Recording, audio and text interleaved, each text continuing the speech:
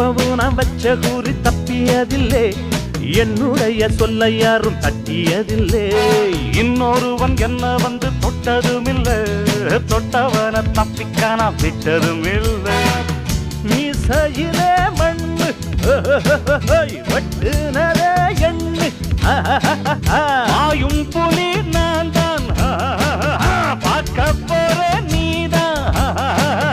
சும்மா புந்தாம் பூச்சாண்டி காட்டாதே, நம்ம கிட்ட போடுறிய தப்பு தாளந்தான்.